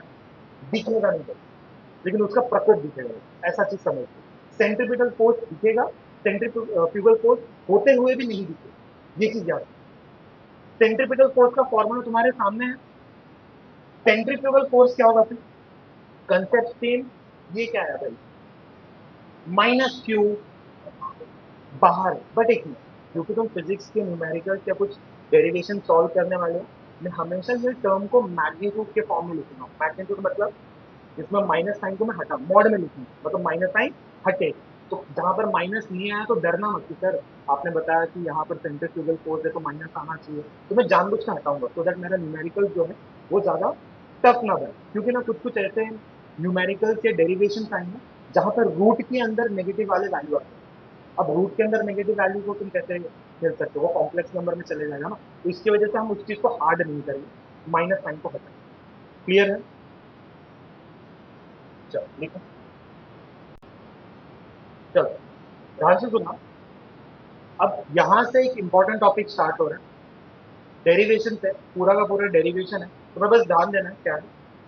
सबसे फर्स्ट है application of uniform circular motion. याद रखना, यहां पर हम लोग दो तरह के सर्कुलर मोशन के बारे में बात करेंगे। पहला, जो हॉरिजॉन्टली मूव करता है, हॉरिजॉन्टली समझा ना, सर्कुलर मोशन होगा बट वो हॉरिजॉन्टली घूमेगा। दूसरा है वर्टिकल, मतलब ये इस तरह से घूमेगा। वर्टिकल को साइड में रखते हैं, पहले हम सिर्फ और सिर्फ हॉरिजॉन्टल सर्कुलर मोशन पे बात करेंगे। Application of uniform circular motion में जो सबसे पहला आएगा, that is vehicle on A horizontal circular track. अब देखो, जस्ट इमेजिन ये कार है, ये सेंटर है, ठीक है। ऐसा इमेजिन करो, ये कार जो है वो तुम्हारे सामने से होते हुए कुछ इस तरह से जा रही है। आई होप तुम्हें समझ में आ रहा होगा, ठीक है। बीच में ये सेंटर है, कार जो है वो कुछ इस तरह से जा रही है। तो ज्यादा कुछ इसमें ओवर क्वेश्चन नहीं है, बस एक नॉर्मल सा क्वेश्चन पूछा गया है कि अगर कोई हॉरिजॉन्टल सर्कुलर ट्रैक पे कोई व्हीकल अगर गोल गोल घूम रही है, तो उसका जो मिनिमम वेलोसिटी रहेगा या मैक्सिमम वेलोसिटी जो भी चीज रहेगा वो कितना रहेगा, आपको बस बताना। अब देखो, काइनेमैटिक्स हमें पता है, काइनेमैटिक्स से हमें एक चीज का गौर करना है। याद रखना, ये जो गाड़ी है वो रुकी नहीं है, गाड़ी जो है वो चल रही है गोल गोल। अगर कोई चीज गाड़ी गोल गोल चल रही है तो क्या क्या चीजें ध्यान देना है, पहले तो ये समझो। अगर ये कार है, नॉर्मल रिएक्शन ऊपर की ओर लग रहा है, हाँ या ना? नीचे की तरफ कौन एक्टिवेटेड है? mg4, कोई दिक्कत नहीं। ये सिर्फ मैं कार के बारे में बात कर रहा हूँ, बट एक मिनट, कार कौन सा मोशन कर रही है? वी नो दैट ये जो कार है, ये क्या है, उसके टायर्स हैं, टायर्स के बीच में पता है क्या लग रहा होगा? फ्रिक्शन। लेकिन एक मिनट याद रखना, ये जो कार है, थोड़ा इमेजिन करो, इस कार के अंदर तुम बैठे हो और अगर तुम सर्कुलर मोशन में गोल घूम रहे हो, तुम्हारा बॉडी कौन सा साइड जाएगा? सर्कल के बाहर या अंदर?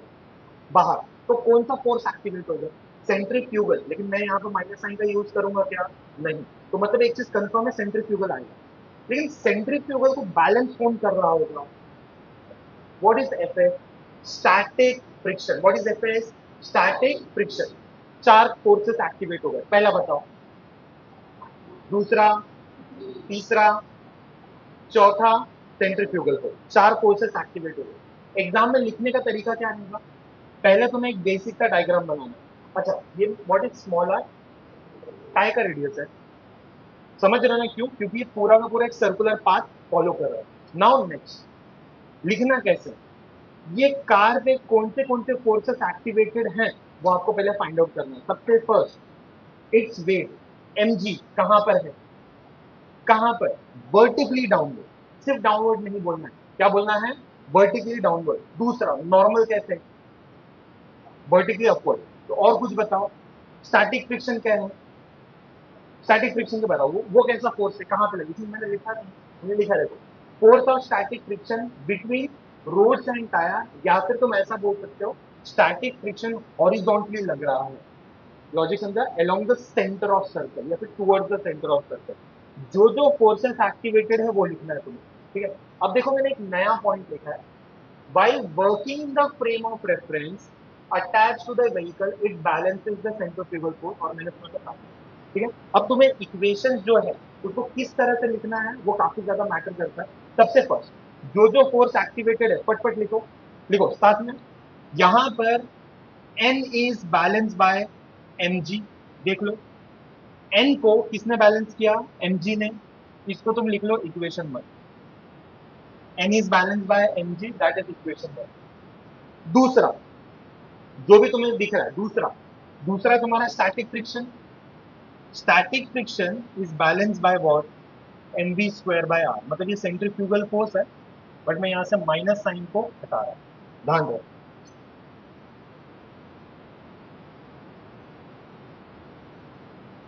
क्लियर है। नेक्स्ट स्टेप, मैं ये दोनों को डिवाइड कर रहा हूं, देखो मैं क्या लिख रहा हूं, डिवाइडिंग 2 बाय 1, मैं सेकेंड को फर्स्ट के साथ डिवाइड कर रहा हूं, मतलब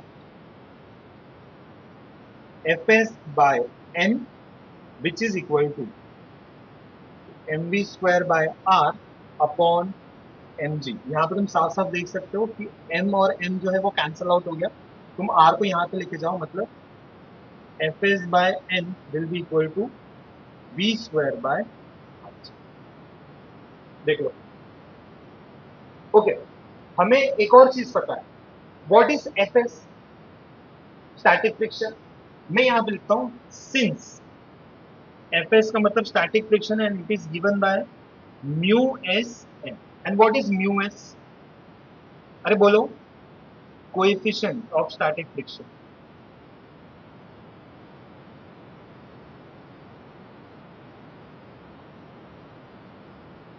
बस मुझे इसको सब्सटीट्यूट करना पड़ेगा, जहां पर तुम्हें fs दिखाई दे रहा है वहां पर ये जो टर्म है तीनों, देखिए, ठीक है, यहां पर ये जो तीनों टर्म है उसको मुझे ध्यान से देखना पड़ेगा।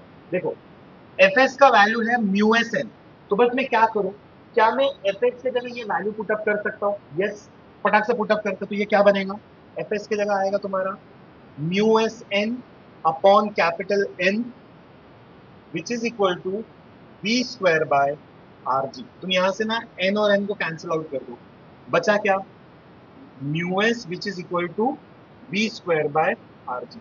बट क्वेश्चन में ना हमें क्या पूछा गया है कि वेलोसिटी फाइंड आउट करो। अब वेलोसिटी के लिए क्या करोगे, वी स्क्वायर को उधर ही रहने दो, आर जी को इधर भेज दो, तो V square will be equal to what, R G, एक मिनट सॉरी, म्यू एस भी है ना, म्यू एस आर जी, या फिर V will be equal to under root of mu S R G, और ये तुम्हारा मैक्सिमम रहेगा, इस बात का ध्यान रहे।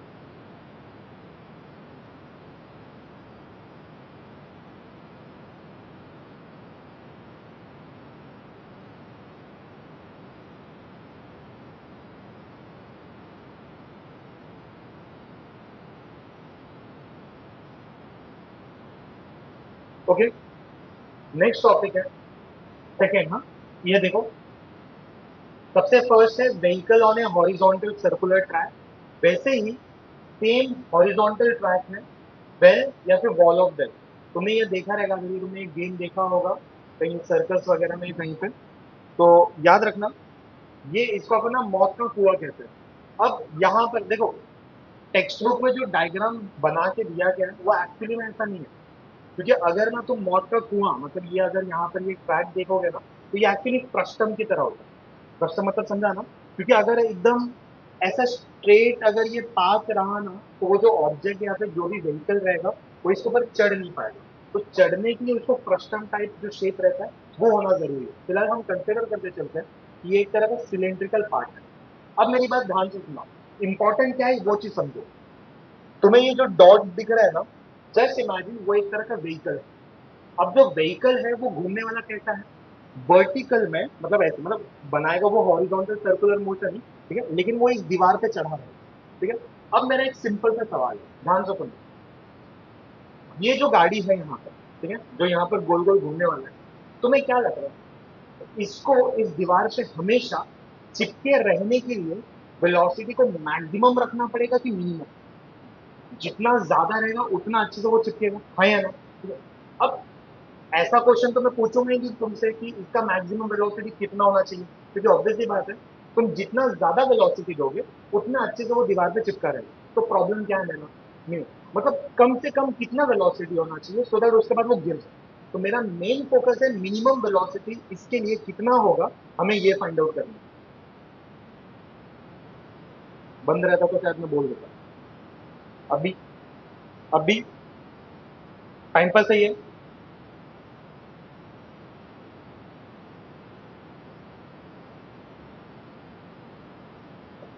क्लियर है? अब कंसेप्ट को समझो। अब मेरी बात एकदम क्लियर कट समझना। अगर ये पार्टिकल है, इसका नॉर्मल कहां पर एक्टिवेट होगा? अगर ये पार्टिकल है या व्हीकल, इसका नॉर्मल कहां पे एक्टिवेट होगा? मैंने क्या बताया, नॉर्मल कहां पे होता है? सरफेस से परपेंडिकुलर। तो अगर ये सरफेस है तो ये ऐसे परपेंडिकुलर। तो अगर ये सरफेस है तो नॉर्मल कहां पे एक्टिवेट होगा? परपेंडिकुलर। मतलब नॉर्मल सही है। अब गाड़ी है, व्हीकल है, तो उसका एमजी फोर्स कहां पे एक्टिवेट होगा? नीचे। सही बात है। अब मुझे एक बात बताओ, एमजी को बैलेंस करने के लिए कौन सामने आएगा? Static friction. अब देखो, तुमने अगर ना कभी भी ना ये खेल को सामने से देखा रहेगा, तो इस व्हीकल में ना या तो कार यूज किया जाता है या तो बाइक यूज किया जाता है। जो कार होगा ना, तुमने अगर कार का हालत देखा रहेगा ना, वो काफी ज्यादा हल्का होता है। मतलब ना, तुमने अगर गौर किया होगा, उसमें अगर डोर्स हैं तो उसमें ना विंडोज को हटा दिया जाता है, जो पीछे जो सीट रहता है ना उसको निकाल दिया जाता है। ज्यादातर ये कोशिश किया जाता है कि जो व्हीकल है वो ज्यादा से ज्यादा हल्का हो जाए। ठीक है। इससे क्या होगा पता है? जितना ज्यादा एमजी फोर्स एक्टिवेट होगा, मतलब जितना ज्यादा गाड़ी भारी होगा, उसके अलोंग, उसके ऑपोजिट में फ्रिक्शन भी ज्यादा लगना चाहिए। और उसके लिए मुझे वेलोसिटी को भी मेंटेन करना पड़ेगा। तो ऐसे कंडीशन में मैं गाड़ी का जो स्पीड रहेगा, अगर उसको मुझे मेंटेन करना है, तो पहले मैं एमजी को पहले कम करने की कोशिश करूँ। दूसरा जो सबसे इंपॉर्टेंट, देखो, मुझे पता है, अगर सपोज करो मैं बाइक लेकर इस जगह पे गोल गोल घूम रहा हूँ, तुमने देखा रहेगा कई बार ऐसे होते हैं कि कुछ पब्लिक ना आके ना पैसे देते हैं उनको, तो फटाक से वो पैसे ले लेते हैं। अब सीधी सी बात है, अगर वो बंदा एक्सीलरेटर पर से अपना हाथ हटाएगा, वेलोसिटी तो डिक्रीज हो जाएगी, तो गाड़ी तो नीचे गिरेगी। बट ऐसा होता नहीं। रीजन, उनका जो एक्सीलरेटर होता है वो काफी टाइट होता है। मतलब उन लोग क्या करते हैं, उसको एक जगह पे जाके फिक्स कर देते हैं कि वेलोसिटी इतना मेंटेन है, और सो दैट वो हमेशा एक हॉरिजॉन्टल सर्कुलर मोशन करता है। अब यहाँ पर सीन क्या देखो, यहाँ पर ना चार फोर्सेस एक्टिवेट हो गए। सबसे पहला नॉर्मल, दूसरा एमजी, तीसरा स्टैटिक फ्रिक्शन। एफएस को कौन बैलेंस कर रहा है? एमजी। नॉर्मल को कौन बैलेंस कर रहा है? सर्कुलर मोशन है तो एमवी स्क्वायर बाय आर। तो फर्स्ट एक चीज क्लियर है, मैं यहां पे लिख सकता हूं first equation, F S is balance bye MG, और ये है तुम्हारा इक्वेशन वन। 2 मिनट पॉज करता हूं। सही, दोनों बोलो। एफ एस को किसने बैलेंस किया? दूसरा। एन को किसने बैलेंस किया? M B square by R. अब एक कंडीशन तुम्हें ध्यान रखना है, जो सबसे इंपॉर्टेंट है। देखो, क्योंकि वेल ऑफ डेथ तुम कंसेप्ट पढ़ रहे हो, तुम्हें याद होगा मैंने दो तरह के फ्रिक्शन बताए थे। जिसने लेक्चर अटेंड किया है फ्रिक्शन के बारे में, मैं उनके बारे में बता, जिसने नहीं किया एक बार समझ। ठीक है। 2 मिनट, 2 मिनट। फ्रिक्शन जो होता है ना, फ्रिक्शन का एक खेल है, समझो। फ्रिक्शन दो तरह के होते हैं, एक स्टैटिक होता है और एक होता है तुम्हारा काइनेटिक। स्टैटिक मतलब ये तब काम करेगा जब ऑब्जेक्ट रुका हो, काइनेटिक तब काम करेगा जब ऑब्जेक्ट मोशन। ठीक है, अब एक सिंपल सा बेसिक्स है। न्यूटन ने हमें क्या सिखाया, अगर आप फोर्स लगा रहे हो तो एक्सेलरेशन होगा, लेकिन कोई कोई ऑब्जेक्ट पे दिखता नहीं है, तो इसका मतलब ये नहीं कि न्यूटन का लॉ फेल होगा। जैसे सपोज करो, अगर ये बॉक्स है, ठीक है, और ये जो है ना वो सरफेस है, ध्यान से समझना जो मैं बता रहा हूँ, ध्यान से समझना। ये बॉक्स एक सरफेस के साथ अलाइन है, ठीक है, कोई प्रॉब्लम नहीं है। अब होता क्या है, मैं इसमें फोर्स लगा रहा हूँ 50 न्यूटन का। मैंने एक अजीब सा चीज देखा, मैं अगर 50 न्यूटन का फोर्स लगा रहा हूँ, ये बॉक्स मूव नहीं कर रहा। अब बोलोगे सर यहाँ पर न्यूटन का लॉ फेल हो गया, लेकिन ऐसा नहीं। तुम जितना अमाउंट ऑफ फोर्स लगा रहे हो ना, फ्रिक्शन पता है कहाँ पे एक्टिवेट करेगा, ऑपोजिट डायरेक्शन। मतलब फ्रिक्शन क्या करेगा, पता है, जमीन से उल्टे डायरेक्शन में उतना ही फ्रिक्शन का फोर्स लगा, फ्रिक्शनल फोर्स बोलते हैं। लॉजिक समझ, अगर मैं 60 न्यूटन कर रहा हूँ, बॉक्स अगर अभी भी नहीं हिला, तो इसका मतलब क्या हुआ, फ्रिक्शन कितना अमाउंट ऑफ फोर्स लगा रहा है। ये कंसेप्ट समझना। अब थोड़ा सा मैं आगे जाता हूँ, तो मैं इसको मिटा रहा हूँ, ध्यान से देखो। मुझे इस बॉक्स का एक लिमिटिंग फोर्स था।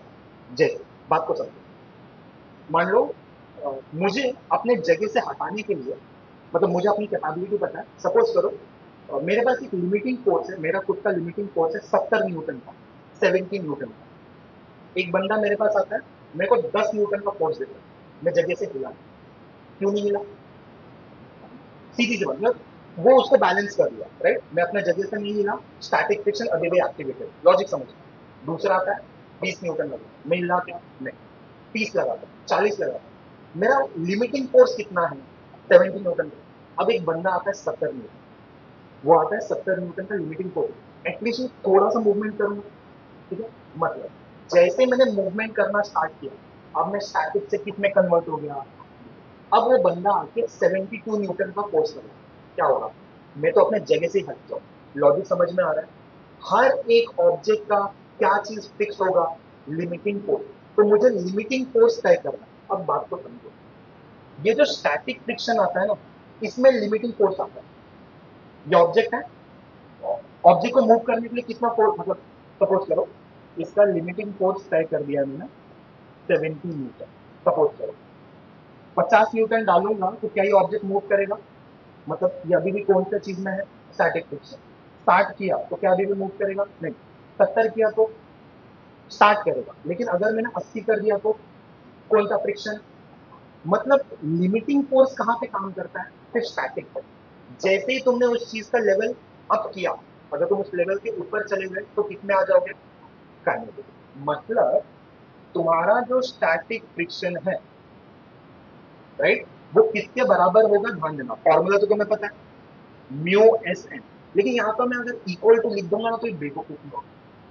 सिर्फ इक्वल टू लिखना बेवकूफी होगी, तो मैं यहाँ पे क्या करूंगा, लेस देन इक्वल टू का साइन यूज करूंगा, क्योंकि कम होना चाहिए स्टैटिक फ्रिक्शन के लिए, वैल्यू कम या बराबर होना चाहिए। तो मैं यहां पर क्या लिखता हूं, F S is equal to, sorry, F S is less than equal to what, mu S.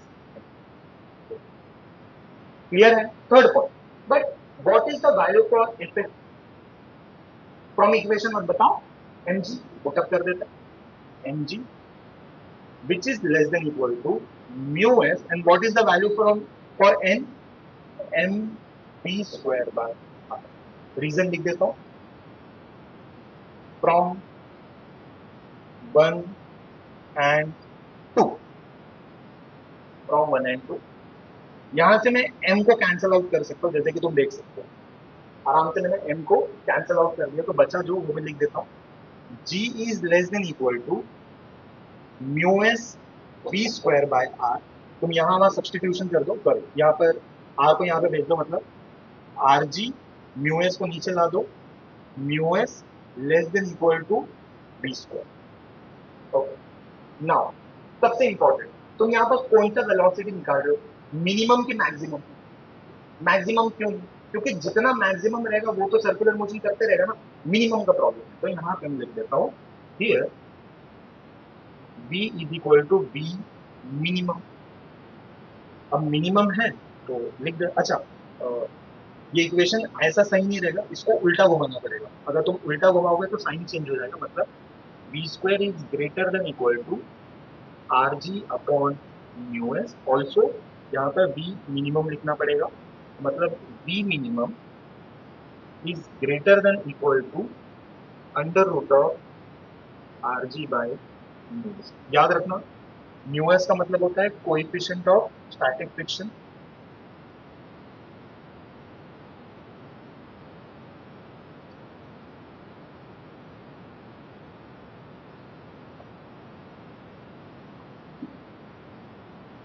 Okay, थोड़ा स्पीड में करते हैं, कंसेप्ट को समझते हैं। टॉपिक है थर्ड वाला, vehicle on A bank road. ठीक है, सबसे फर्स्ट आता है तुम्हारा बैंकिंग ऑफ रोड्स। अब बैंकिंग ऑफ रोड का मतलब मैंने तुम्हें बताया एक बार वापस, the arrangement of keeping the outer as. जो ये आगे का जो एज होता है ना, उसको थोड़ा सा इंक्लाइन रख के विद द हॉरिजॉन्टल, हॉरिजॉन्टल से थोड़ा सा इंक्लाइन रखने से ये जो चीज बनता है उसको अपन कहते हैं बैंकिंग ऑफ रोड। अब बैंकिंग ऑफ रोड पे एक एंगल भी एलिवेट होता है, मतलब कुछ तो एंगल एलिवेट करोगे ना, ठीक है, उस एंगल को कहते हैं हम लोग angle of banking. And what is angle of banking? The angle made by the inclined road surface with the horizontal is called the angle of banking. अब यहां पर दो तीन चीजें ध्यान रखो। सबसे फर्स्ट इधर देखो, ये तुम्हें मालूम होना चाहिए, अगर नहीं पता है तो एक बार देख लो। अगर एक प्लेन रोड है, ध्यान से समझना, प्लेन रोड पे अगर कोई कार है, बैलेंस कौन किसको कर रहा है देख लो, एन, और नीचे क्या एक्टिवेट होगा, एम जी। बट एक मिनट, अगर अचानक से ये चीज एलिवेट हो गई फिर सम एंगल थीटा, और ये तुम्हारा कार है, एम जी का तो दिक्कत ही नहीं है, एम जी तो हमेशा नीचे की तरफ एक्टिवेट रहेगा, लेकिन नॉर्मल किस तरह से एक्टिवेट होगा, सरफेस से परपेंडिकुलर। तो ये ऐसे रहेगा क्या, नहीं, ये तो ऐसे हो गया, ये तुम्हारा नॉर्मल हो गया, राइट। अब क्योंकि नॉर्मल हुआ, कौन सा चीज चेंज हुआ, देखो नॉर्मल ऐसा था, एक्चुअली देखा जाए तो नॉर्मल अपने आप को चेंज करता है, दिख रहा है। तो वो कुछ एंगल तो एलिवेट हो गया, तो मैं सपोज कर देता हूँ ये एक स्ट्रेट लाइन बना देता हूँ, ऐसे स्ट्रेट लाइन, ये होगा थीटा, और ये तुम्हारा एक्स एक्सिस होगा ये, ठीक है। अगर ये थीटा है तो इसको अपन कहेंगे एन कॉस थीटा, और ये तुम्हारा क्या बन जाएगा, एन साइन थीटा। देखो जरा, क्या मैंने स्क्रीन वही बनाया है, N cos theta, N sine theta.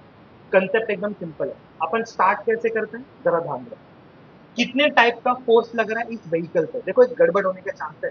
पहली एक चीज तो कंफर्म है, एम जी फोर्स एक्टिवेटेड है, कहां पर है, वर्टिकली डाउनवर्ड। नॉर्मल है कहां पर है, अपवर्ड। बट एक प्रॉब्लम है, मैं इसको डायरेक्टली नहीं बोल सकती कि अपवर्ड है, बट ये डायरेक्टली अपवर्ड नहीं है, ठीक है। तो मुझे कुछ और समझना पड़ेगा। मैं लिख तो दूंगा कि अपवर्ड है, बट मैंने ये लिखा नेक्स्ट में कि एन रिजॉल्व हो गया कितने कंपोनेंट में, दो कंपोनेंट। पहला, एन साइन थीटा कहां पर है, हॉरिजॉन्टल, मैंने लिख दिया horizontal component. N cos theta कहां पर है, मैंने लिख दिया वर्टिकल कंपोनेंट। कितना आसान है, देखो। अब देखो, सिंपल डायग्राम के बेसिस पे जाएंगे, जरा ध्यान देना, किसने किसको बैलेंस किया फटाक से बताओ। N sine theta is balance by what, M B square by R, सब अग्री कर रहे हैं। दूसरा, N cos theta is balance by what, M G, सब अग्री कर रहे हैं ना, ठीक है, ओके चलो। N sine theta is balance by what, M B square by R. दूसरा, N cos theta is balance by what, M G. मुझे एक बात बताओ, ये दोनों इक्वेशन है, मैं इसके साथ ऐसा क्या करूं कि tan थीटा बन जाए, डिवाइड कर दूं, किसको किसके साथ डिवाइड करूं, साइन और कॉस को अगर मैं ऐसा डिवाइड कर दूं तो क्या मेरे पास tan थीटा बनेगा, जरा ध्यान देना, एकदम simple way, N sine theta M B square by R, N cos theta M G. देख सकते हो यहां से एम एम गया, एन एन गया, साइन बाय कॉस क्या बना, tan थीटा, ये क्या बना, V square by R B. अब ये टर्म को तुम भूलना मत। अब सुनो, कंसेप्ट क्या था तुम्हारा, vehicle on A bank road, right. अब तुम यहां पर क्या करने वाले, 2 मिनट, हाँ रुको लिखो मत, पहले समझो, 2 मिनट यहां पर समझो। tan थीटा का वैल्यू क्या आया, अब सुनो, मेरी बात सुनो, जस्ट इमेजिन एक बैंक रोड तुम्हारे सामने, ठीक है, थोड़ा दिमाग लगा, ठीक है, मतलब जैसे कढ़ाई, कढ़ाई कैसे होता है, वो कढ़ाई को तुम समझ लो एक तरह का बैंक रोड है। तुम उसमें एक छोटे से कार मतलब एक कार पे बैठ कर ना तुम कार को गोल गोल घुमा रहे हो। अब मेरी बात सुनो, अगर तुम्हें बैंक रोड पे लगातार रहना है, क्या तुम किसी कारण वेलोसिटी जीरो कर सकते हो? क्यों? वेलोसिटी जीरो मतलब गाड़ी गिर जाएगी। अगर मैं वेलोसिटी को बढ़ाऊं तो नहीं। याद रखना, ये ऐसे है, मतलब वो बाहर निकलने के भी चांसेस है। तो मतलब मुझे एक लिमिटिंग वैल्यू चाहिए, ऐसा वैल्यू, मतलब एक लिमिट, मतलब कि वो बाहर भी नहीं जाना चाहिए और वो अंदर रोल होकर गिरना भी नहीं चाहिए। तो हाँ, एक स्टेबल वैल्यू चाहिए सो दैट वो कार हमेशा लगातार घूमते रहे। लॉजिक समझिए, उसको हम लोग क्या कहेंगे? अरे बोलो। या फिर दूसरा नाम, मोस्ट सेफ स्पीड। कैसे निकाला? एकदम सिंपल। यहां तक आया सबको? क्या करूंगा? V square will be equal to R G को भेज दो। V square will equal to, V will be equal to, इसके साथ साथ ना कभी ना एक बार ना एग्जाम में क्वेश्चन आ गया था, क्या आप ऑप्टिमम स्पीड का एंगल ऑफ बैंकिंग निकाल सकते हो? क्या निकाल सकते हो? अरे बहुत आसान है। tan थीटा निकाला ना तुमने, theta will be equal to what? tan को उधर भेज दो, क्या आएगा? tan इनवर्स ऑफ, अरे बोलो, V square by are G. ये तुम्हारा क्या है? ऑप्टिमम स्पीड या फिर मोस्ट सेफ स्पीड। रुको, लिखो मत, ठीक है? एक बार मैं वापस डिराइव कर रहा हूं, जरा ध्यान दो। डायग्राम याद रखो। डायग्राम याद है? नीचे क्या एक्टिवेटेड है, ऊपर क्या एक्टिवेटेड है? नहीं, नॉर्मल ऐसे रहेगा तो उधर क्या रहेगा? N cos theta. इधर क्या बैलेंस है? डायग्राम देखिए, ठीक है? मैं आगे का नहीं बता रहा हूं, ऐसे याद करो। अपने फर्स्ट स्टेप क्या किया? N sine theta is balance by M B square by R. दूसरा, N cos theta is balance by M G. तीसरा स्टेप, डिवाइड किया। डिवाइड करने से क्या हुआ? लेफ्ट में क्या बना? tan theta which is equal to what? V square by are G. ऐसे कुछ बना, ठीक है? ऑप्टिमम स्पीड के लिए क्या करना पड़ा? V square equal to R G tan theta. V will be equal to under root of R G tan theta. Theta will be equal to tan inverse of V square by R. Clear है? First derivation clear है? Wait, लिखो मत। क्या लिखा है? अब मेरी बात ध्यान से सुनो, ठीक है? हाँ, टफ लग रहा है? टफ है नहीं, वेट, हाँ, ठीक है, टफ लग रहा है, बस ये टफ है नहीं। देखो, ये गाड़ी का क्या सीन था? हम लोग ने यहाँ पर क्या चीज को इग्नोर किया? थोड़ा सोचो। नहीं, नॉर्मल को कहाँ इग्नोर किया? नॉर्मल को लेकर रखा ना। फ्रिक्शन को हम लोग ने इग्नोर किया। अगर मैं फ्रिक्शन इग्नोर नहीं करता तो शायद यहाँ पर एफ एस या म्यू एस वाला टर्म आता, ठीक है? अब देखो, अगर एक कढ़ाई टाइप जो बैंक रोड है, अगर तुम इसमें गाड़ी चला रहे हो, तो यहाँ पर दो चीजें आती हैं। अगर मैं गाड़ी की वेलोसिटी बढ़ाना चाहूँ तो गाड़ी की वेलोसिटी बढ़ाऊंगा और बार बार वो जो सरफेस है वहां पर गाड़ी बार बार घूमेगी। लेकिन उसका भी तो एक लिमिट होगा ना, कि हाँ भाई, आप इस गाड़ी का लिमिट 60 किलोमीटर पर आवर तक ही भगा सकते हो। अगर इसके ऊपर लेके गए तो जो गाड़ी रहेगा वो बैंक रोड से बाहर चली जाएगी। तो मुझे उसका भी लिमिट फाइंड आउट करना रहेगा, जिसको हम लोग कहते हैं, क्या लिखा है मैंने? अब मेरी बात ध्यान से सुनो, ठीक है? तुम्हें पता है फ्रिक्शन कहाँ पे एक्टिवेट होता है? जैसे अभी मैं हूँ, मैं अगर आगे जा रहा हूँ तो मेरा फोर्स का डायरेक्शन कहाँ है? फ्रिक्शन कहाँ पे लगेगा? पीछे, मतलब मैं अपने पैर से ना जमीन को धक्का दे रहा हूँ। लॉजिक समझ रहे हो? फ्रिक्शन हमेशा ऑपोजिट डायरेक्शन में काम करता है। ये चीज का हमेशा ध्यान रखना। सेम चीज, क्या डायग्राम बिल्कुल सेम है? समझते हैं, देखो क्या क्या चीजें चेंज हो गई। देखो, कार है, सेम है। ये ब्लू वाला लाइन को देखो, एम जी सही है, नॉर्मल सही है, N cos theta N sine theta अब तक सही है। सेम चीज है जो अपन ने पहले किया था। अब थोड़ा सा और चेंज करते हैं। चेंज क्या कर रहे हैं, जरा ध्यान देना, ठीक है? अब देखो, अब रही बात फ्रिक्शन का। फ्रिक्शन का सीन क्या है, ध्यान से सुनो। गाड़ी कहां पे जा रही है? मैक्सिमम है तो गाड़ी बाहर की ओर जाएगी कि अंदर की ओर जाएगी? अरे बोलो ना, बाहर। अगर बाहर जाएगी, फोर्स मतलब ऊपर लग रहा है, फ्रिक्शन का डायरेक्शन कहाँ होगा? नीचे। देखो मैंने जो किया वो सही है। तो फ्रिक्शन टायर पे लगेगा ना, कि गाड़ी के ऊपर लगने वाला फ्रिक्शन तो टायर पे लगेगा। तो मैंने यही किया, देखो यहाँ से एक पतली सी लाइन मैंने खींचा, that is F. I hope तुम्हें समझ में आ रहा, दैट इज व्हाट? एफ। अब ये जो टर्म है दैट इज थीटा, मतलब एफ कॉस थीटा, और नीचे क्या रहेगा?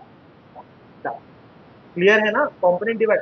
अब फटफट आंसर निकालेंगे। अब मेरी बात ध्यान से सुनो, ठीक है? कंडीशन किस तरह से, ध्यान से सुनो। एकदम सिंपल, एकदम सिंपल। बस हमें ये देखना है, ऊपर कौन बैलेंस कर रहा है, नीचे कौन बैलेंस कर रहा है, लेफ्ट में कौन बैलेंस कर रहा है, राइट में कौन बैलेंस कर रहा है। तो सबसे फर्स्ट मुझे बताओ, सिर्फ वाई एक्सिस देखना। वाई एक्सिस मतलब ऐसे ऐसे, क्या क्या चीज दिख रहा है तुम्हें पूरे लाइन में से? देखो ऊपर की ओर क्या दिख रहा है, नीचे की ओर क्या दिख रहा है, सिर्फ mg। एक और चीज है बताओ, fn। मतलब तीन चीजें हैं जो y एक्सिस में परफॉर्म हो रही है, हाँ या ना? अब मैं क्या करूंगा ध्यान से, n cos थीटा को बैलेंस किसने किया, दो चीजों ने, बताओ क्या, f sin theta plus mg। देखो मैंने सही लिखा, राइट? अब बस मैंने थोड़ा सा मस्ती किया, इसको बस यहाँ पे भेज दिया, n cos theta minus f sin theta equal to mg। क्या पता है टेक्स्ट बुक में ना थोड़ा सा टफ वे में लिखा गया, मैंने इसको इजी बना दिया। क्लियर है? ये कर लोगे ना तुम्हारा काम आसान हो जाएगा। हो गया y एक्सिस।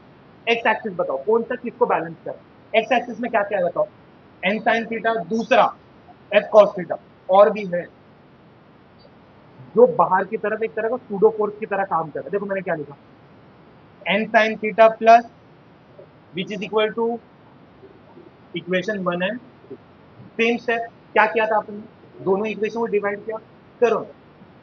जैसे ही मैंने दोनों इक्वेशन को डिवाइड किया, रुको लिखो बस, देखो दोनों इक्वेशन को बहुत अच्छे से मैंने डिवाइड किया, कौन सा टर्म गायब हो गया, बचा क्या, देखो बी स्क्वायर, ये जी को ऊपर भेज दो, क्या बनाइए, V V square by are G. बस इतना क्लियर रखना। अब रुको रुको, अब मेरी बात ध्यान से, यहां पर हम क्या निकालने की कोशिश कर रहे हैं, मैक्सिमम वेलोसिटी। अब मेरी बात ध्यान से सुनना, एफ मतलब स्मॉल एफ है वो, फ्रिक्शन। कौन सा फ्रिक्शन, मैक्सिमम। क्यों मैक्सिमम फ्रिक्शन, गाड़ी अगर ऊपर जाएगी तो फ्रिक्शन नीचे ज्यादा लगेगा ना, तो एफ मैक्स। लेकिन इसमें व्हाट इज एफ एक्स किसके बराबर होता है, म्यू एस एन, ये मैंने अभी बताया था, म्यू एस एन। बी का वैल्यू किससे बस रिप्लेस करना है, बी मैक्स, फटफट करते हैं, ज्यादा टाइम नहीं लगेगा। ये टर्म जो है, जहां पर एफ है वहां पर मैं क्या लिखने वाला हूँ, एफ मैक्स, और जहां पर बी है, बी की जगह क्या लिखने वाला हूँ, बी मैक्स। देखो क्या बनेगा, N sine theta as it is plus plus F के जगह F max cos theta, N cos theta minus F के जगह F max sine theta, V square की जगह वी मैक्स का स्क्वायर अपॉन आर जी। सही बात है? एक minute, what is F max equal to mu S N. तो जहां एफ मैक्स है वहां पर मैंने म्यू एस एन डाल दिया। देखो N sine theta plus mu S N cos theta, N cos theta minus mu S N sine theta. मुझे बताओ क्या क्या किया रहेगा मैंने इसके बाद, क्या तुम न्यूमरेटर से एन कॉमन निकाल सकते हो, क्या तुम डिनोमिनेटर से एन कॉमन निकाल सकते हो, कौन सा टर्म गायब, एन कैंसल आउट हुआ, बचा क्या, क्या बताओ, sign theta plus mu S cos theta minus mu S sine theta, इतना बचा। जो भी बचा उसको जाने दो। अब लास्ट में तुम क्या करना होगा, इस पूरे इक्वेशन को कॉस थीटा के साथ डिवाइड करो। क्यों, मैं तुम्हें समझा। हाँ, ऐसा लगेगा कि सर हम यहाँ पर ऐसा क्यों कर रहे हैं, सुनो, आंसर हमारा आ चुका है, बट मैं इसको थोड़ा सा और मिनिमल करना चाहता हूँ। तो अब इसको करने के लिए मैं क्या करूंगा, इस पूरे इक्वेशन को, numerator as well as denominator को, मैं क्या करूंगा, cos थीटा के साथ डिवाइड करूंगा। मतलब समझो, n तो गया ना, n को तो देखो ही मत, क्या बचा, साइन बाय कॉस क्या बनेगा, लिख दिया tan, plus plus mu S तो अपनी जगह पे रहेगा ना, n तो गया है, कॉस बाय कॉस क्या होगा, कुछ नहीं, मतलब बचा क्या, म्यू एस। दूसरा n तो गया, cos by cos 1 minus as it is mu S as it is, sine by cos हो गया, V square max by are G. मुझे क्या निकालना है, आई होप तुम्हें समझा होगा अभी। क्लियर है? आर जी को बस इधर उधर करो, ये चीज आ गई। वेट, ध्यान से। ये चीज क्लियर है? फॉर्मूला बताओ क्या बना, अंडर रूट ऑफ, ब्रैकेट में tan थीटा प्लस म्यू है, उसके बाद 1 minus mu S tan theta. अब देखो एक चीज सुन के तुम शॉक हो जाओगे, मैंने लोअर स्पीड लिमिट भी निकाला, वैल्यू देखो क्या सेम है कि कुछ डिफरेंट है, तो समझा, एक माइनस और एक प्लस, वो किसके वजह से आया रहेगा, थोड़ा सोचो। देखो, लोअर स्पीड लिमिट मतलब गाड़ी अब कढ़ाई के ऊपर जाएगी कि नीचे आएगी, अगर वो नीचे आएगी तो फ्रिक्शन नीचे लगेगा कि ऊपर लगेगा, देख लो। आई होप तुम्हें क्लिक हुआ रहेगा, वो फ्रिक्शन की वजह से चेंज हुआ। अब मुझे बताओ, वापस एक बार वापस इसको कर रहे हैं, लेकिन ये लोअर स्पीड लिमिट की है। जल्दी जल्दी बताओ, वाई एक्सिस में क्या क्या चीजें दिख रही है, N cos theta, F sine theta, N G. X axis में क्या क्या दिख रहा है, N sine theta, F cos theta. Simple है, बताओ। इसके बारे में बताओ, साथ में क्या क्या है, एन कॉस थीटा बोलो plus F sine theta is balance by M G. Y axis में अपना, एक्स एक्सिस में बताओ, एन साइन थीटा, अच्छा ये इसको देखना, N sine theta equal to what, F cos theta plus देखो ये नहीं समझा रहेगा शायद, ये देखो इस जगह पे क्या है, अरे बोलो ना n sin थीटा, इसका डायरेक्शन कैसा है, ऑपोजिट, मतलब minus F cos theta. Balance किसने किया, वही चीज देखा मैंने, इक्वेशन 1 एंड इक्वेशन 2, फटाक से बताओ इसके बाद क्या किया मैंने, सेम स्टेप है, उसके बाद क्या किया रहेगा मैंने, कौन सी जगह पे चेंज आया बताओ, यहां पर ध्यान देना, F equal to F max mu S N, V is equal to, उसमें क्या था, बी मैक्स। इसके बाद का स्टेप फटाक से बताओ, जहां जहां एस है वहां पे मैंने क्या लिखा, but what is F max equal to mu S N. इसके बाद क्या किया रहेगा, एन कॉमन निकाल के कट कर दो, उसके बाद डिवाइडिंग न्यूमरेटर डिनोमिनेटर बाय करने के बाद यही चीज बचेगा, सेम स्टेप क्या होगा। आई होप तुम्हें समझा रहेगा।